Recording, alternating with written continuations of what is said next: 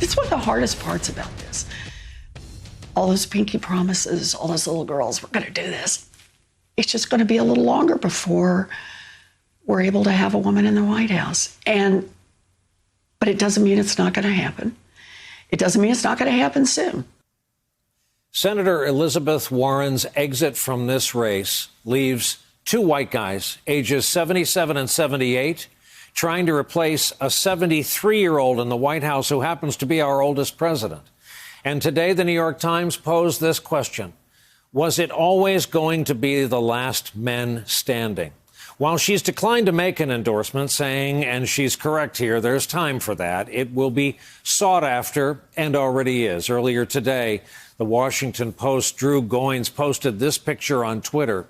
It shows the senator's portrait at Harvard Law School, where the portraits hang of the tenured professors, surrounded by Post-it thank you notes of praise for her.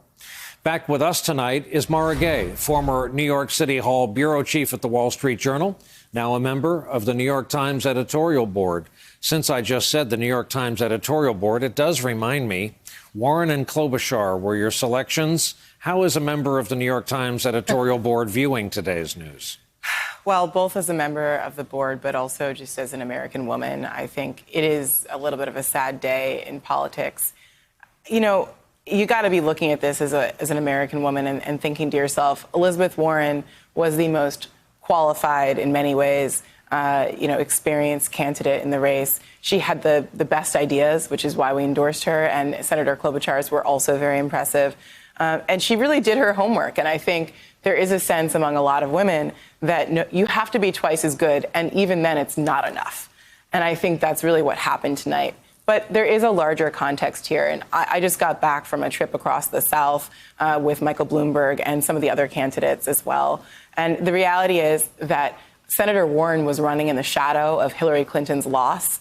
And voters, Democratic voters, especially black Democrats in the South, who really spoke up so forcefully in favor of Joe Biden, they are so desperate and so intent on beating Donald Trump that they are looking for the least risk imaginable. And I had voter after voter tell me, you know, we really like Elizabeth Warren, but we don't know if our neighbors are going to vote for. And by neighbors, they don't necessarily even mean just Democrats. We don't know if our neighbors are going to vote for a woman.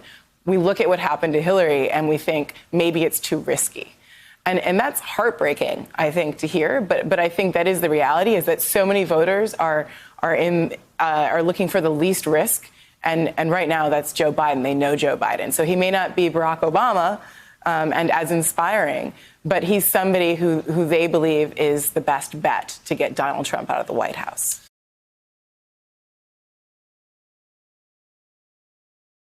Hey there, I'm Chris Hayes from MSNBC. Thanks for watching MSNBC on YouTube. If you want to keep up to date with the videos we're putting out, you can click subscribe just below me or click over on this list to see lots of other great videos.